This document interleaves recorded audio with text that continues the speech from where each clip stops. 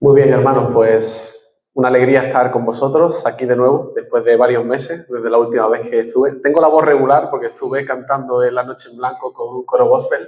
Me quedé sin voz el domingo por la noche y hablaba con Karen y digo, a ver cómo voy a estar para el miércoles.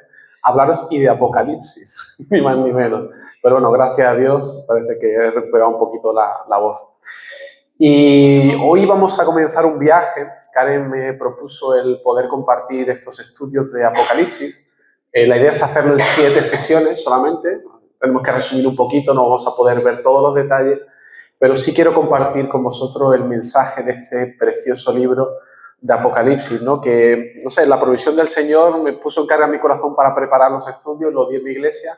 Este año, desde enero a marzo, lo estuve compartiendo también con una iglesia en Barcelona, con 2 iglesias en Barcelona a través de Zoom, y de nuevo me habéis pedido esto, o sea que el Señor está insistiendo, es un libro importante. Y es un viaje que vamos a iniciar hoy, porque es cierto que el libro de Apocalipsis es un libro muy temido, un libro que muchas veces se ha dejado de lado en las iglesias, porque cuando uno abre el libro y comienza a leer, empiezas a ver cosas que no terminas de entender, ¿no? Quizás los capítulos que vamos a ver hoy, que van a ser los capítulos del 1 al 3, son más sencillos, ¿no? Tienen un lenguaje un poquito más simple, pero a medida que avanzamos en el libro, comienzan a aparecer dragones, bestias que suben del mar, unas langostas con forma de caballo, con cola de escorpión, y nos confundimos y no entendemos absolutamente nada. Y es una pena haber dejado de lado este libro, porque este libro es una gran bendición para la Iglesia. Es un libro que tiene un mensaje importantísimo para la Iglesia del Señor. Fijaos cómo comienza el libro. En el versículo 1 y 2, aquí dice, este libro, lo que vamos a empezar a comenzar a estudiar hoy, es la revelación de Jesucristo que Dios le dio para manifestar a sus siervos, pero es un siervo del Señor. Este libro es para ti. Para manifestar a sus siervos las cosas que deben suceder pronto. ¿Para qué? Para que tengamos gozo. Cuando la iglesia deja de lado el mensaje de Apocalipsis, se está perdiendo la bendición de gozo de parte del Señor. Dice, bienaventurado, es decir, feliz aquel que lee y que oye las palabras de esta profecía y guarda las cosas en ella escritas, porque el tiempo está cerca. Así que, hermano, es importantísimo el mensaje de este libro para la iglesia. Es una tragedia que la iglesia haya obviado este mensaje y no se lea, porque tenemos una promesa de parte del Señor de que si entendemos las palabras de esta profecía y las guardamos y las atesoramos en nuestro corazón, lo que vamos a tener es un profundo gozo. Jesucristo quiso darle esta revelación a los creyentes del primer siglo, estas 7 iglesias que vamos a estar viendo. Estas iglesias que estaban en Asia Menor, pero fijaos, aquí este mensaje no solamente era para aquella iglesia, sino que es para manifestar a sus siervos, a todos los creyentes de toda la historia, de todas las épocas. Para los que estaban en Asia, pero también para la Iglesia Evangélica Bautista de la Luz. Es un mensaje para vosotros también de parte del Señor. Y el Señor quiso revelar lo que iba a comenzar a acontecer en los días en los que esta carta fue dada. Dice lo que va a suceder pronto porque el tiempo está cerca. Y va a explicarnos el Señor. Él quiere revelarnos lo que va a ocurrir en estos últimos tiempos. Y cuando hablamos de últimos tiempos, hablamos desde su primera venida hasta su segunda venida, que culminará los tiempos y se dará paso a unos cielos nuevos y una tierra nueva. Estos son los últimos tiempos de los que nos va a hablar este libro. El Señor ha querido revelarnos cosas acerca de estos últimos tiempos. ¿Y por qué el Señor ha querido revelarnos estas cosas? Pues creo que como creyentes muchas veces somos olvidadizos, somos también débiles en nuestra fe y solemos tener una visión muy cortoplacista, ¿verdad? A veces nos llega un problema, una dificultad, viene la prueba, viene la persecución y nos falta tener una visión amplia de lo que el Señor tiene para nosotros en estos últimos tiempos. Y cuando contemplamos a la luz de lo que el Señor nos revela en este libro, lo que estamos viviendo hoy, eso cambia por completo el panorama de lo que estamos viendo. Las guerras que vemos que ocurren en nuestros días, Rusia con Ucrania, Israel con Palestina, las presiones de parte de muchos gobiernos que atacan a la Iglesia, la crisis de la moral social que estamos viviendo en nuestros días, donde se confunde la sexualidad, a lo bueno se llama malo, a lo malo se llama bueno. ¿De dónde viene todo esto? ¿Por qué está sucediendo todo esto? Pues el Señor nos ha revelado muchas de estas cosas que vamos a estar viendo en el libro de Apocalipsis. Imagínate que tú eres un soldado de guerra, estás en el frente de batalla, estás combatiendo y pasan los días y te das cuenta de que el enemigo parece que gana terreno, que te ataca, que hay bajas en el lado de tus compañeros, ¿no? Y cada vez te sientes como más acorralado, cada vez más agresividad de parte del enemigo. Y los bombardeos se intensifican más y más y parece que vas a ser arrasado por completo. ¿Cómo te sentirías tú como soldado? Yo me sentiría muerto de miedo. ¿Qué está pasando? ¿Habría miedo? ¿Habría inseguridad? Quizá la tentación de rendirme ante el enemigo, no puedo más, pasarme al lado del enemigo, me voy con los que parecen que van a ganar, ¿verdad? Pero imagínate que de repente, estando en ese campamento, descubres que hay un documento que estaba oculto, que nadie había visto, que no es ni más ni menos que el plan de guerra que ha establecido el general para vosotros. Y de repente abres ese plan de guerra y comienzas a ver el detalle y descubres que él había trazado exactamente la estrategia a seguir para ganar la batalla. ¿Y cuál era la estrategia? Pues parte de esa estrategia tiene que ver con dejar avanzar al enemigo. Dejarlo que se acerque más, porque una vez que el enemigo se acerca, entonces ese general ha establecido un momento en el que van a poder vencerle por completo. Y de repente te das cuenta leyendo ese plan que todo está ocurriendo tal como tu general lo había definido. Sí, parece que el enemigo ataca, que avanza y gana terreno, pero en el plan estás viendo que eso es parte del proceso para llegar a la victoria. ¿Cómo te sentirías si descubres y lees ese plan? El miedo se te va por completo. De repente tienes una visión mucho más amplia de lo que está ocurriendo. De repente te das cuenta que lo que parecía que era una derrota, que el enemigo iba por ti, que no tenías nada que hacer, resulta que es parte del plan de tu general y la victoria está asegurada. ¿Cambia eso la perspectiva de las cosas? Mucho, ¿verdad? Muchísimo. Ahora hay luz. Ahora tus miedos se han ido. Ahora sabes que lo que parece que era una derrota no es más que un plan para asestar el golpe final al enemigo. Hermanos, Apocalipsis es el plan de guerra dado por nuestro Señor para su iglesia. En estos últimos tiempos estamos en medio de una batalla, no una guerra física, pero sí una guerra espiritual. Y sabéis una cosa, a diferencia de este ejemplo que os he puesto, un plan de guerra detallado por un general humano que es falible, que puede fallar, el plan de guerra que vemos en el libro de Apocalipsis es un plan de guerra infalible. Porque quien lo dicta, quien lo ha diseñado, no es ni más ni menos que el Dios Todopoderoso. Él es el Señor de señores. Él está al control de todo lo que ocurre en la historia. Y la guerra espiritual en la que estamos inmersos no es una guerra de igual a igual. No es una guerra entre Dios y Satanás donde las fuerzas están equilibradas. Es una batalla donde la victoria está asegurada. Porque Dios es soberano aún sobre Satanás y todas sus huestes de maldad. Y porque Él es Dios y porque Él está sentado en el trono. Y de hecho lo vamos a ver no hoy, pero en la segunda revelación el próximo día. Así que hermanos, Dios sabe que somos olvidadizos y Él quiere que nos grabemos a fuego en nuestros corazones el mensaje de este libro. El plan de guerra en estos últimos tiempos. De eso es lo que nos va a hablar el libro de Apocalipsis. Por eso vamos a encontrar, y os presento un poco la estructura del libro que vamos a estar viendo, porque el libro de Apocalipsis se puede convertir en algo muy complicado si no entendemos la estructura del libro. Nos vamos a liar muchísimo, porque mucha gente lee el libro de una manera lineal, como si fuesen los acontecimientos consecutivos en el tiempo. Y comienzas a leer en el libro, ves unos símbolos que no saben de qué se tratan, y luego te habla de otra cosa que parece que es el pasado, y otras cosas que parecen que son del futuro, y te acabas haciendo un lío en la cabeza que no te enteras de nada y acabas cerrando tu Biblia y dices, yo este libro no sé de qué va.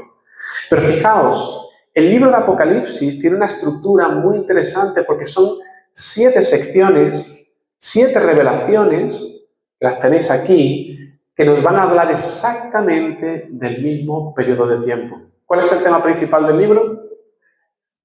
Los últimos tiempos. La revelación del Señor de los últimos tiempos, desde su primera venida hasta su segunda venida y la culminación de los tiempos.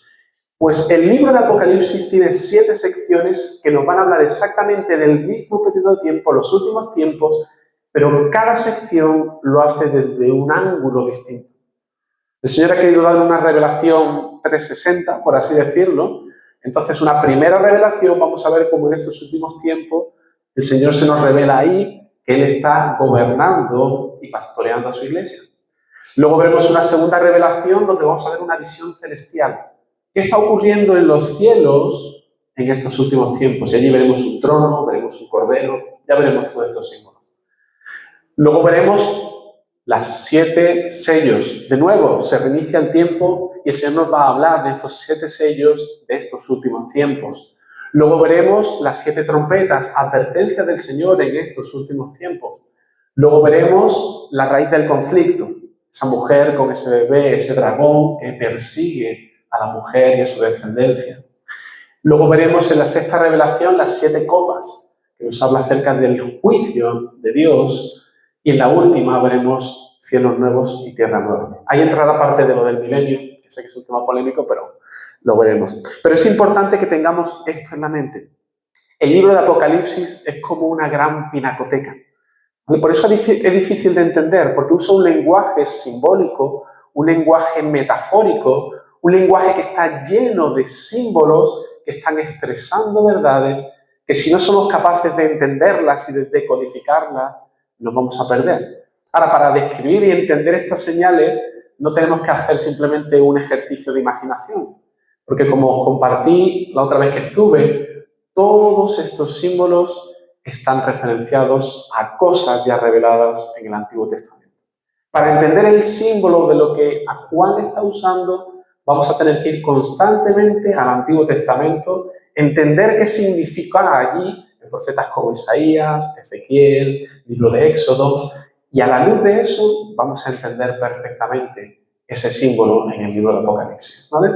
Entonces, no lo podemos leer de manera literal, es un lenguaje simbólico y figurado, y debemos entender el libro de Apocalipsis como una gran pinacoteca, donde hay 7 salas, estas 7 secciones, y donde cada sala vamos a ver cuadros. Juan ve un cuadro, luego ve otro cuadro, hay aquí miré y vi, y miré y vi. Cada vez que Juan dice eso, es como si estuviera delante de un cuadro, una visión que le es presentada, y él describe lo que está viendo, que está lleno de símbolos. Entonces, el mensaje de esta pinacoteca, la exposición, es los últimos tiempos.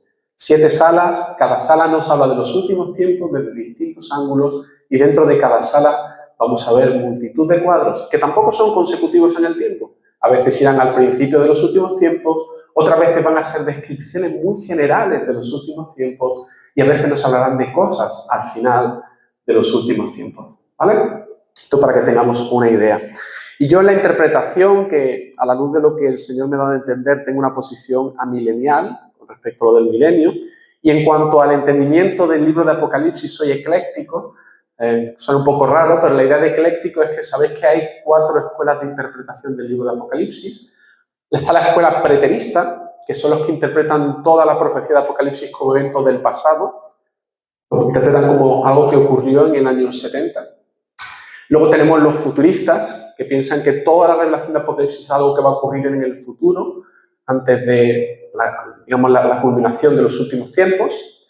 Hay otra interpretación que es historicista, que la interpretan como una historia lineal, donde cada uno de estos eventos son eventos concretos y personajes concretos a lo largo de la historia. Y otra que es idealista, que dice, no, eso no es así. Lo que tenemos que extraer son los principios espirituales de aplicación para la Iglesia, pero no tienen nada que ver con la historia, ¿vale? Entonces, yo no me identifico 100% con ninguno porque creo que cada uno de ellos tiene en parte razón. Hay cosas que vamos a ver en el libro de Apocalipsis que tienen que ver con cosas que ocurrieron en el pasado. Hay cosas que veremos que serán futuros, como la segunda venida del Señor. Hay cosas que se refieren a eventos concretos en la historia, pero que muchas veces se repiten. Hay muchos anticristos, por ejemplo, muchas bestias a lo largo de la historia de estos últimos tiempos. Y, por supuesto, también podemos sacar principios espirituales de aplicación para la Iglesia, ¿no? Por eso me identifico con una interpretación ecléctica del libro. Bueno, y habiendo dicho esto, en esta tarde vamos a verlo. Digo, no podemos entrar en mucho detalle porque es que se nos iría, no me podría quedar aquí hasta las 12 de la noche y vosotros acabaríais muertos de sueño. Pero vamos a dar un vistazo a estos 3 capítulos. Y hoy nos vamos a adentrar en esta primera sala, de esta pinacoteca espiritual, que es una sala muy sencilla. Es una sala que está compuesta por un solo y gran cuadro que decora esta sala. Y vamos a contemplar en este cuadro algo que es muy importante para nosotros, algo que tiene mucha relevancia, porque quien se presenta en ese cuadro no es ni más ni menos que el mismo Señor Jesucristo. Él es el que preside ese cuadro, porque ese es el tema de esta sala. El Señor tiene un mensaje que comunicarnos a nosotros. En estos últimos tiempos, desde su primera venida hasta hoy, Jesús nos ha ido de vacaciones. Él nos ha ido a un país lejano y nos ha dejado aquí a nuestro aire. Jesús no está ausente. Jesús, según esta revelación, está en medio de su iglesia por medio de su Espíritu. Ese es el mensaje que tiene para nosotros este primer cuadro. De hecho, ¿recordáis cuál es la promesa que Él nos dejó? Cuando les dio la gran comisión a los discípulos, que les dijo, por tanto, id y haced discípulos a todas las naciones, bautizándolos en el nombre del Padre, del Hijo y del Espíritu Santo, enseñándoles que guarden todas las cosas que os he mandado, y he aquí, yo estoy con vosotros todos los días, hasta el fin del mundo. En estos últimos tiempos tenemos la promesa del Señor de que Él está en medio nuestro, por medio de su Espíritu. Pero Él está reinando, Él está gobernando y está pastoreando a su iglesia.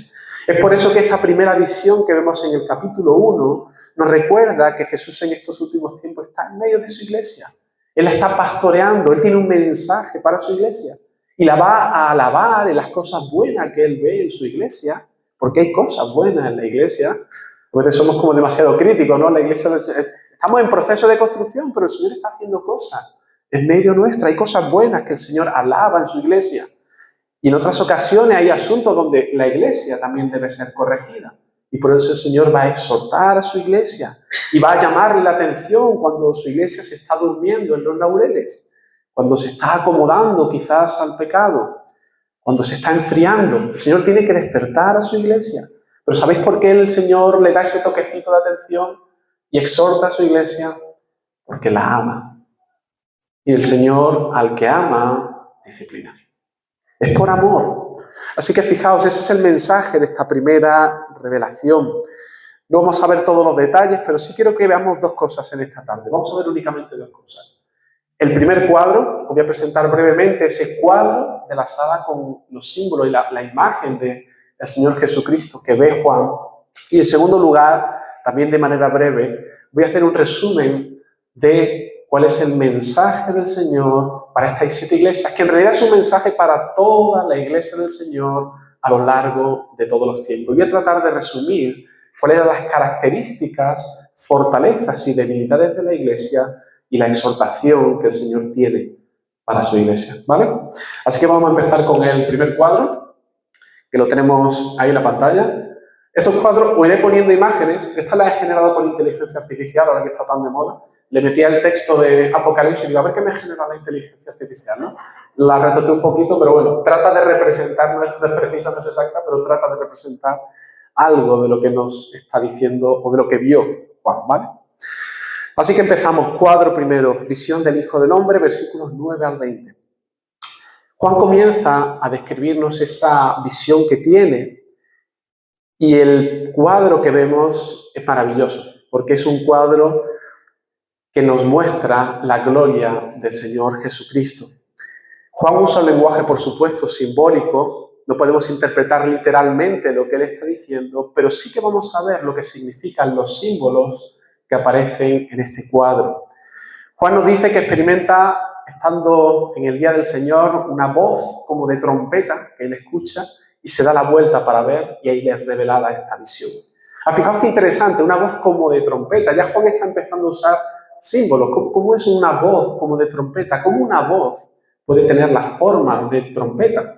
Pues fijaos, este símbolo en realidad es algo que ya encontramos en el Antiguo Testamento.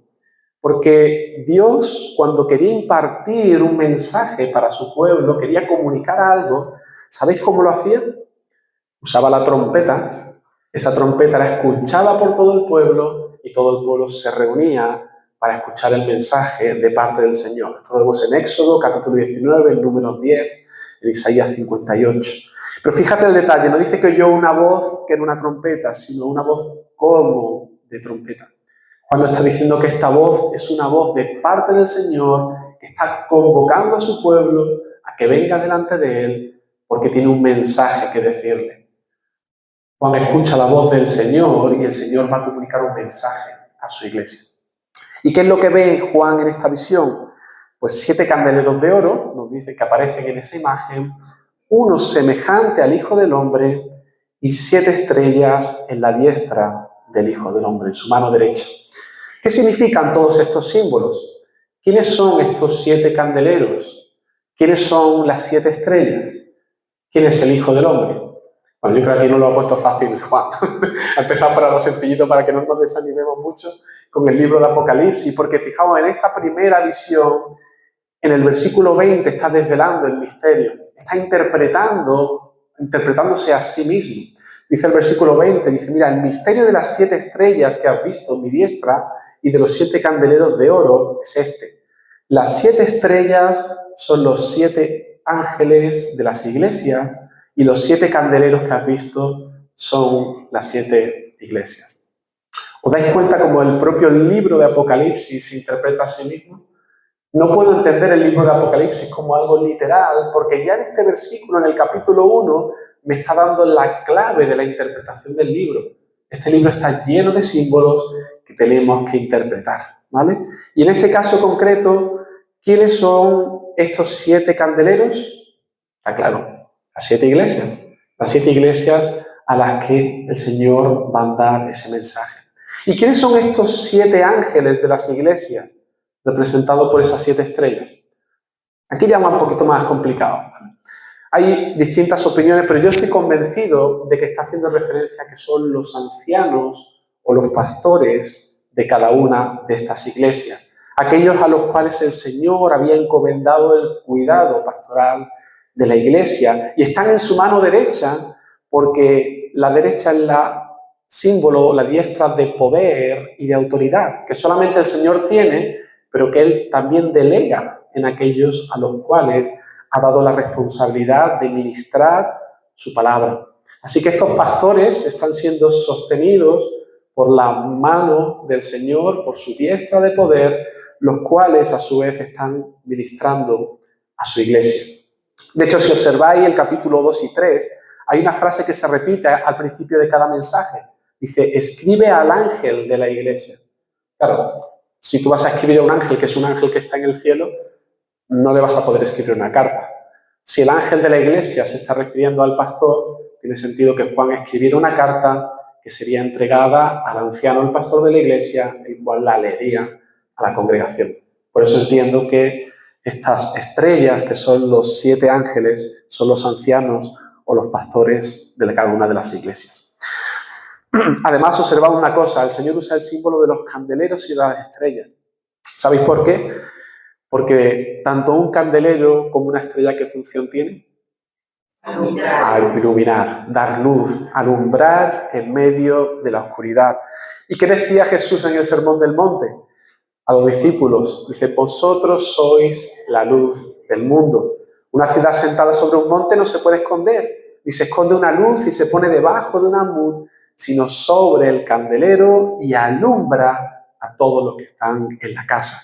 Así alumbre vuestra luz delante de los hombres, para que vean vuestras buenas obras y glorifiquen a vuestro Padre que está en los cielos. Así que, hermanos, nosotros, la Iglesia del Señor, somos esos candeleros. Esta iglesia es un candelero, nuestra iglesia Bautista de la Gracia es un candelero. Todas las iglesias fieles al Evangelio son candeleros que están alumbrando.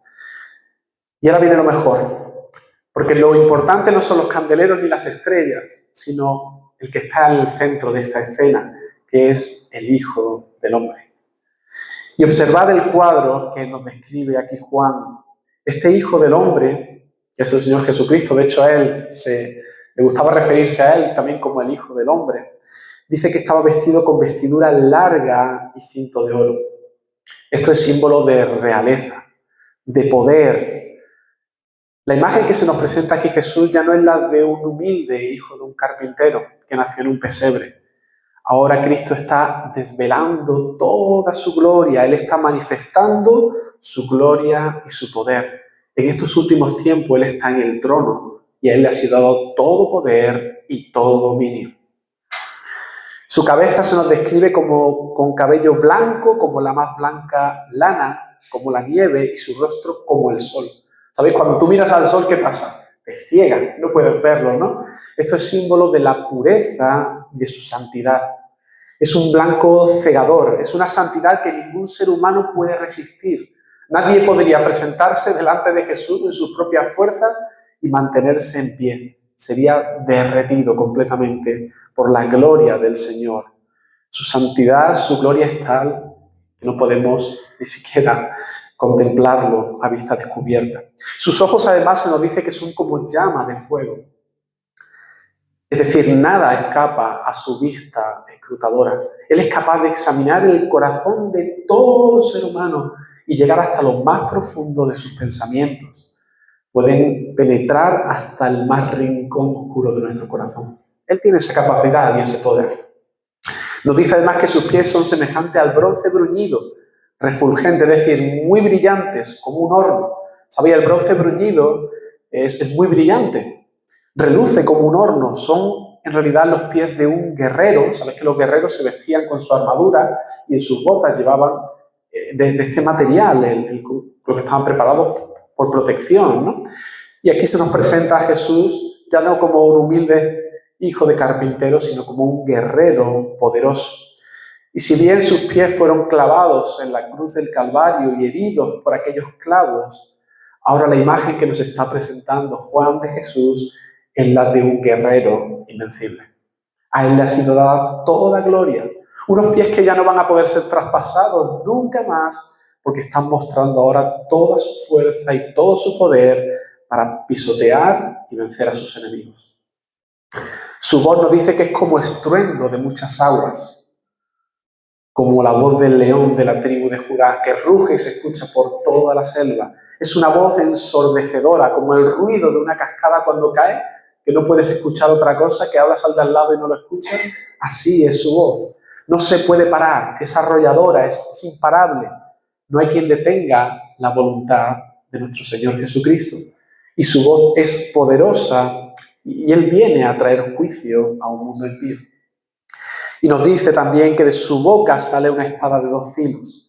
Esta espada de dos filos representa la palabra de Dios, la verdad que sale de la boca del Señor. Una palabra que discierne la verdad de la mentira y que llega hasta lo más profundo de cualquier asunto. El Hijo del Hombre se nos presenta como un guerrero que viene a juzgar, comenzando por su iglesia. No lo olvidemos, Él comienza por su iglesia y después seguirá con sus enemigos. Pedro nos dice esto, dice, porque es tiempo de que el juicio comience por la casa de Dios, y si primero comienza por nosotros, ¿qué será el fin de aquellos que no obedecen al Evangelio de Dios? Ahora, el juicio de Dios para su iglesia es un juicio que viene en disciplina y en amor para restaurar a su iglesia.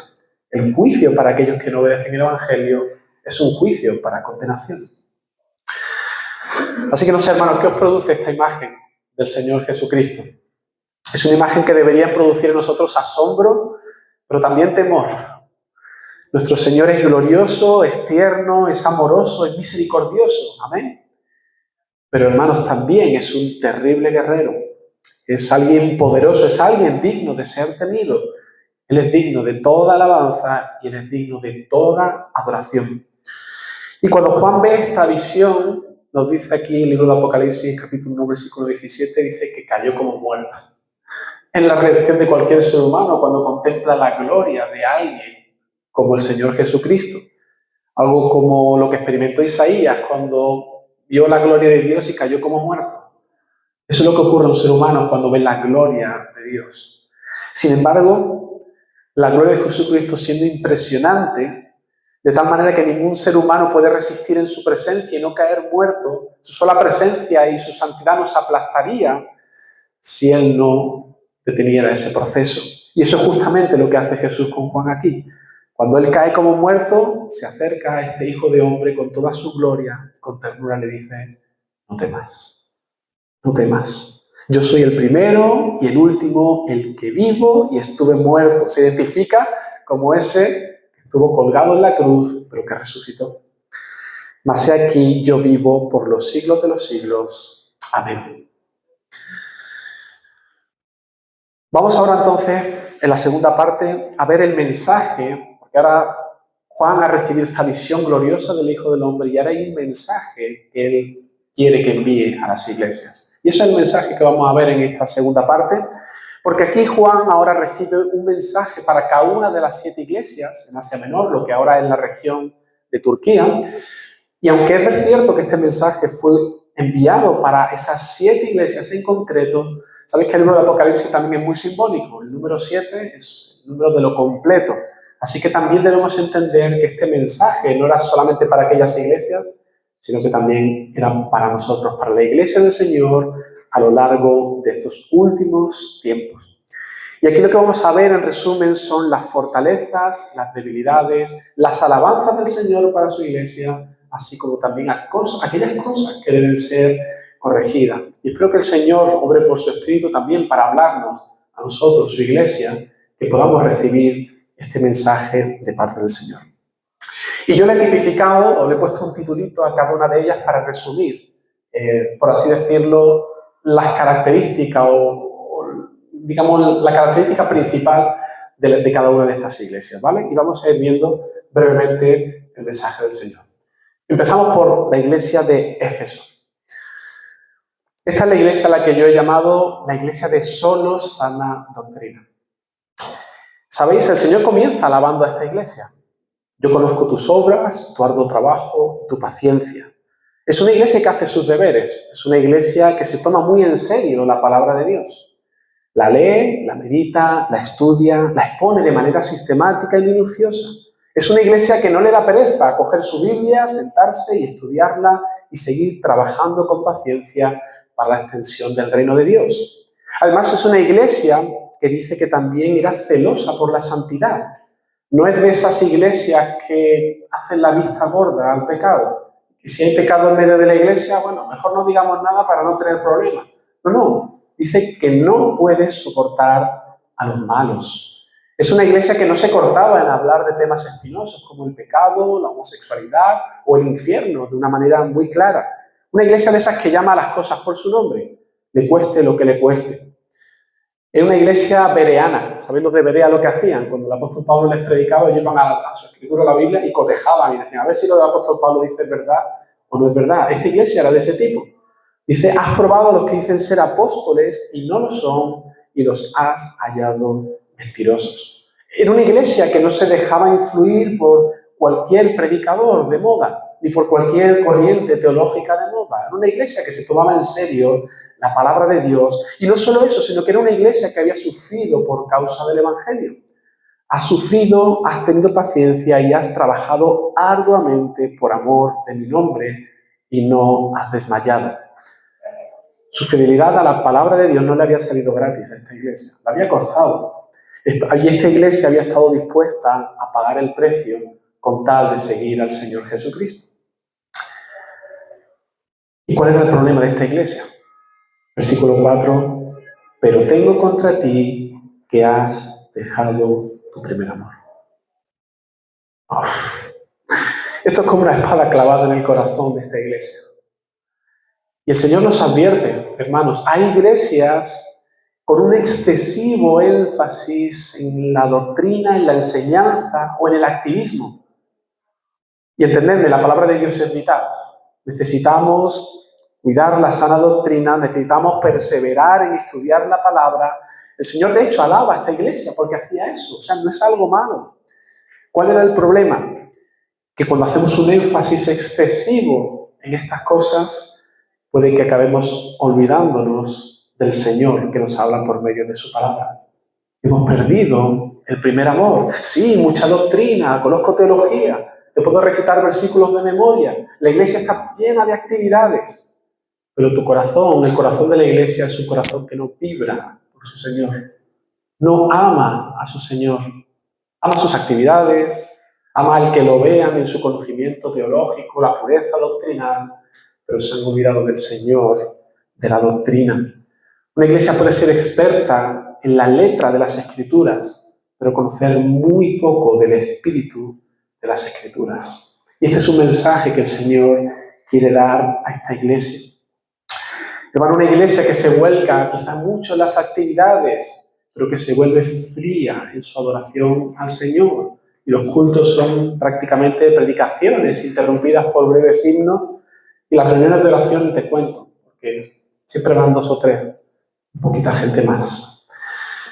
El Señor quiere de nosotros no solamente que trabajemos para Él, no solamente que sepamos mucho, sino que lo que quiere de nosotros es un corazón que le ame, que vibre con Él, que experimente el Evangelio de una práctica real, que los frutos de la vida de los miembros de esa iglesia sean amor y servicio unos por otros. Como consecuencia de esa doctrina, de esa palabra, hay un fruto de amor. Hermanos, cuidémonos como iglesia de vivir un cristianismo puramente intelectual o simplemente de mucha actividad en la iglesia, y que nuestros corazones estén lejos de amar a Dios y disfrutar genuinamente de Él. El Señor lo dijo de su pueblo de Israel: este pueblo de labios me honra, ¿sí? Había mucha liturgia, pero ¿qué pasaba? Su corazón está lejos de mí. Este es el primer mensaje del Señor para su iglesia. Segundo mensaje, la iglesia de Esmirna. Esta es la que he titulado la iglesia perseguida. Dice: yo conozco tus obras y tu tribulación y tu pobreza, pero tú eres rico. Este es el prototipo de iglesia fiel al Señor, en la que la vida de sus miembros están dando fruto, un fruto genuino. Ellos aman profundamente al Señor, y es una iglesia que además lo está pasando muy mal. Está siendo perseguida, está siendo atribulada. La mayoría de sus miembros, como consecuencia de mantenerse fiel al Señor, están siendo puestos a prueba y están pasando por dificultades económicas, aunque el Señor les recuerda que en realidad son ricos, ¿vale? Pero ¿qué les dice el Señor? Versículo 10, no temas en nada lo que vas a padecer. Sabéis, en ocasiones el Señor ha determinado que su iglesia pase por tribulaciones. Vas a padecer, no temas, pero vas a padecer. Hermanos, no creáis ese falso evangelio de la prosperidad que proclama que Dios quiere que vivamos en una vida cómoda, cree en el Señor Jesucristo y vas a tener un trabajo con un sueldazo y una casa maravillosa y un coche y te vas a casar con el hombre maravilloso y vas a tener una familia preciosa. No, hermanos, el Evangelio nos promete que el Señor hace una obra en ti y que te va a santificar. ¿Quieres saber cuál es la voluntad de Dios para tu vida? Que seas como su Hijo, que seas santificado. Eso lo tenemos revelado en su palabra. Y a veces el Señor va a usar la prueba para que tú crezcas en santificación. Y el Señor le dice a esta iglesia: vas a pasar por prueba. Sé de tu arduo trabajo, sé de tu tribulación, pero no te preocupes, yo estoy al control.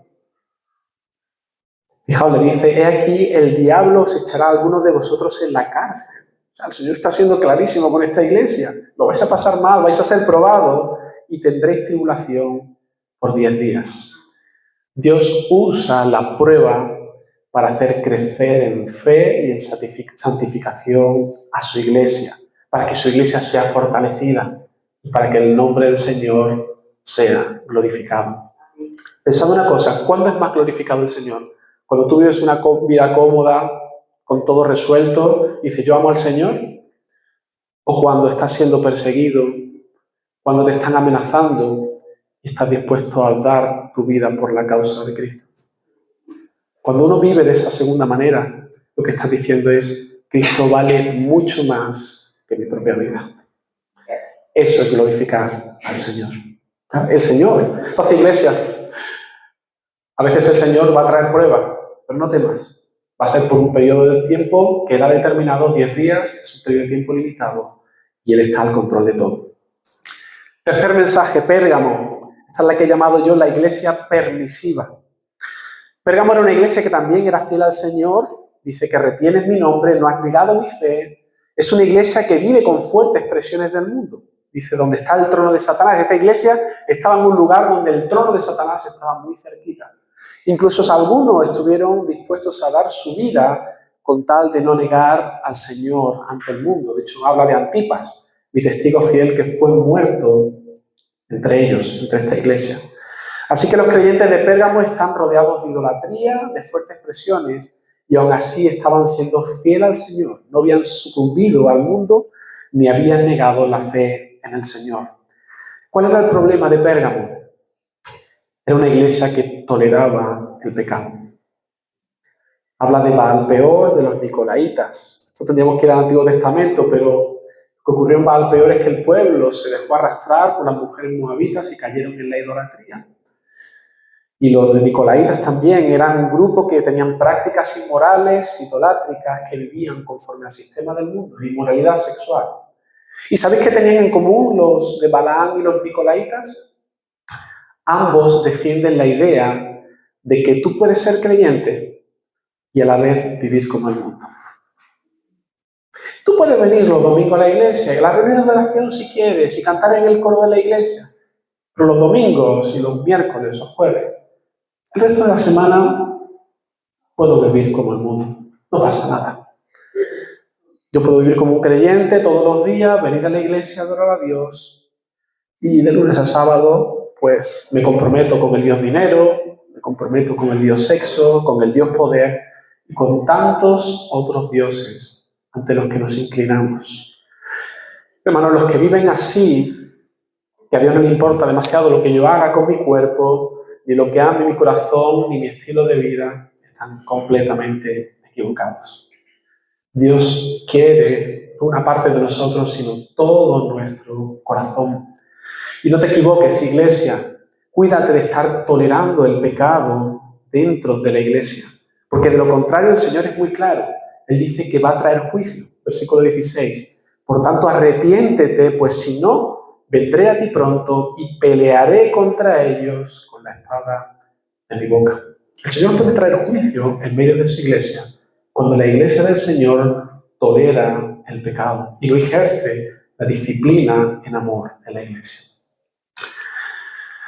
Cuarta iglesia, Tiatira. Esta es la que yo he titulado la iglesia mundana. Tiatira era una iglesia genuina, una iglesia que amaba al Señor. Su fe en el Señor es auténtica y lo demuestra por ese amor y ese servicio a los hermanos. Es una iglesia que, a pesar de las presiones que está recibiendo del mundo, es una iglesia que está perseverando. Y además una iglesia que en general ha ido creciendo en dar fruto. Y no se ha estancado, está progresando espiritualmente. ¿Cuál era el problema de esta iglesia? Versículo 20 del capítulo 2. Pero tengo unas pocas cosas contra ti, que toleras que esa mujer Jezabel, que se dice profetiza, enseñe y seduzca a mis siervos a fornicar y a comer cosas sacrificadas a los ídolos. A diferencia de Pérgamo, donde algunos hermanos estaban viviendo desordenadamente y la iglesia estaba haciendo la vista gorda, toleraba el pecado, en Tiatira ocurría algo más grave, y es que un sector de la iglesia que enseñaba era la que estaba promoviendo el pecado y la inmoralidad. Pecado de comisión. El otro era de omisión. Alguien peca, yo hago la vista gorda, no pasa nada. Aquí es al contrario, aquí promuevo una vida inmoral dentro de la iglesia. Aquí habla de esta Jezabel como sinónimo o símbolo de esa seducción o idolatría e inmoralidad. Bueno, la iglesia puede ser seducida a vivir como el mundo. Hay una posible tentación de querer ser relevante, de querer ser una iglesia atractiva, que la gente entre a nuestra iglesia y que poco a poco comencemos a acomodar la forma de pensar y de vivir del mundo a la iglesia. Es que así viene más gente. Cambiemos. ¿Por qué la predicación va a durar una hora? Hagamos 15 minutos y hagamos canciones más accesibles para la gente. Y hagamos fiestas, y hagamos actividades. Poco a poco a veces la iglesia se va acomodando al mundo y se va pareciendo cada vez más al mundo. Iglesia, cuídate de no parecerte tanto al mundo. El Señor no nos ha llamado a asemejarnos al mundo, sino justamente a distinguirnos del mundo, a ser santos, apartados y ser santos porque el Señor es santo. Así que cuídate, no te preocupes, que no te pareces tanto, alégrate si no te pareces tanto al mundo. Porque cuando tú buscas el parecerte tanto al mundo, poco a poco, al final lo que ocurrirá es que no habrá distinción alguna entre la iglesia y el mundo. Quinta iglesia, Sardis. No sé cómo voy de tiempo. Bueno. La iglesia que yo he llamado moribunda. A diferencia de las otras iglesias, la iglesia de Sardis era una iglesia muy respetada en su ciudad. Era una de esas iglesias que cuando la gente va de visita se acerca para verla. Una de esas iglesias que recibe los grandes premios de los alcaldes de la ciudad por su buen hacer, por su buena obra social. Es una iglesia que no estaba bajo el ataque del mundo. Nadie la criticaba, nadie le ponía un pero a esta iglesia. A todo el mundo le caían bien los de esta iglesia. Era una iglesia tranquila, donde no había muchos problemas, una iglesia donde se respiraba una paz similar a la de un cementerio. El Señor le dice, yo conozco tus obras, que tienes nombre de que vives y estás muerto. Iglesia, cuídate de ser una iglesia simplemente de apariencias, pero que en realidad estás muerta espiritualmente. Puedes tener muchas actividades, obra social para el barrio, una liturgia preciosa con canciones que a todo el mundo le gusta, unos cultos en el que viene mucha gente para verlo y sin embargo carecer de vida espiritual. Estás muerto espiritualmente. Esta es una de las iglesias yo creo que más peligrosas, porque te la venden con la falsa seguridad de que aquí tú estás a salvo, estás experimentando el Evangelio, eres creyente, no necesitas el Evangelio, porque ya estás en una iglesia. Y sin embargo, a lo mejor ni siquiera has nacido de nuevo. Pero claro, estás en esta iglesia tan guay. Mano, examina tu corazón. ¿Has nacido realmente de nuevo? No te fijes en lo externo, sino fíjate en lo que realmente ama tu corazón. Si hay una obra genuina en tu corazón de parte del Espíritu de Dios. Sexto mensaje, Filadelfia, penúltima. Filadelfia es la que yo he llamado la iglesia pequeña. Filadelfia no era una mega iglesia, no como una de esas iglesias de Estados Unidos con 40.000 o 100.000 personas. Era una iglesia pequeñita de barrio, no muy conocida. Una iglesia que a pesar de no ser muy fuerte ni muy grande, sí que era una iglesia que permanecía fiel al Señor y que amaba genuinamente al Señor. Y aun con sus pocos recursos, era una iglesia a la que incluso el Señor le había abierto oportunidades para evangelizar y la iglesia estaba aprovechando esas oportunidades en la medida de sus fuerzas. Era una iglesia comprometida con el Señor y con la misión de la extensión del Evangelio. Y junto con Esmirna es curioso porque es una de las pocas iglesias a las que el Señor no tiene reproche que hacerle, sino simplemente la alaba. Así que, hermano, imita a esta iglesia. Imita a esta iglesia. Enfócate en cuidar lo que el Señor te haya dado. No busques, quiero ser como la mega iglesia y tener cientos de miles de mil. No. Si el Señor nos ha puesto aquí a 5 hermanos, 5 hermanos. Sé fiel en lo poco, en lo que el Señor te haya dado. El número no es lo importante. Lo importante es tu fidelidad a la palabra, predicar el Evangelio, crecer en amor unos para con los otros y en la medida de tus fuerzas, amarle y servirle de todo corazón. Amén. Y la última, iglesia de Laodicea. Esta es la que yo he llamado la iglesia acomodada. La iglesia en Laodicea era una iglesia que tenía gente con bastante dinero, una iglesia pudiente.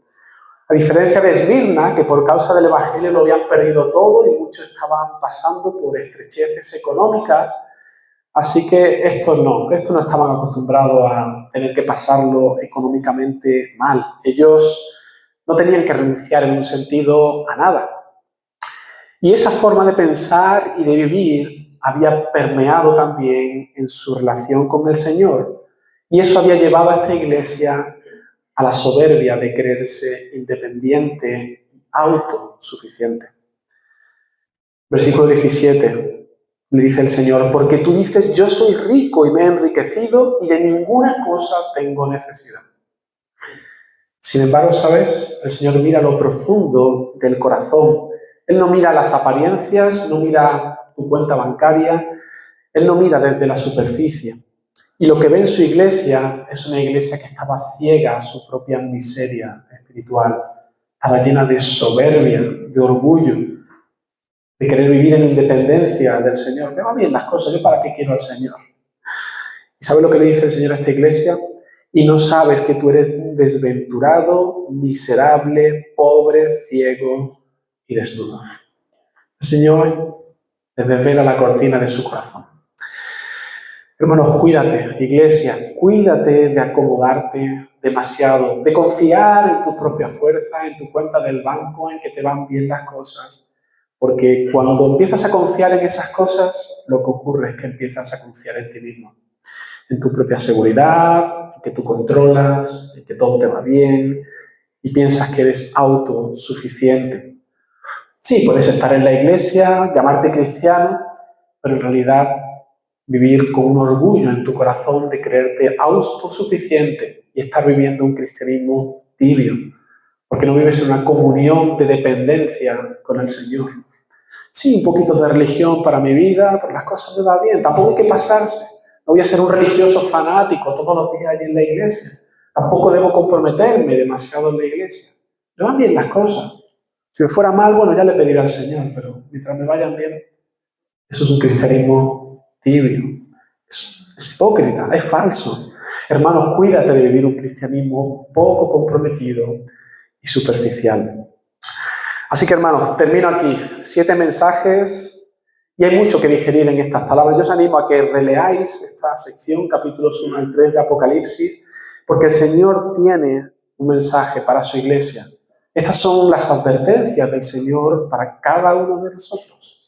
Y es cierto, sabemos que la iglesia del Señor no es perfecta, estamos aún en proceso de construcción, hay aún muchos defectos que afean a su iglesia, pero hermanos, quiero animarte, porque esta primera revelación nos recuerda algo muy importante, y es que el Señor en estos últimos tiempos está en medio de su iglesia, por medio de su Espíritu, está en medio de nosotros. Y todos estos mensajes son porque quiere corregirnos, quiere instruirnos, también quiere animarnos cuando alaba a su iglesia. Pero el Señor no ha desechado a su iglesia, aun con nuestros defectos, el Señor nos sigue amando y nos ama profundamente. Nos alaba en lo bueno que hay, nos corrige y a veces pone el dedo en la llaga en aquellas cosas que tienen que ser corregidas y en aquellas cosas en las que el Señor también nos llama al arrepentimiento. Así que, hermanos, ¿con qué iglesia te identificas tú? ¿Ninguna? ¿Alguna? ¿Todas? ¿Algo de lo que arrepentirnos? ¿Algo por lo que dar gracias? Vamos a orar, ¿vale? Señor, gracias te damos por tu palabra, gracias por este libro de Apocalipsis, Señor, donde tú nos hablas de una manera clara y directa. Danos entendimiento de tu palabra, Señor, que podamos seguir leyendo, estudiando esta revelación preciosa que tú nos has dado y edifica a tu iglesia por medio de tu palabra, Señor. Derrama de tu Espíritu, bendice a esta iglesia, a cada una de las iglesias aquí representadas. Y, Señor, que tu mensaje de exhortación también cale en nuestro corazón para que podamos corregir aquellas cosas que deben ser corregidas. Y sobre todo, gracias porque tú eres Rey de Reyes, tú eres Señor de Señores y tú estás en medio de tu iglesia. Tú amas a tu iglesia y en ello descansamos. Te alabamos, Señor. Amén.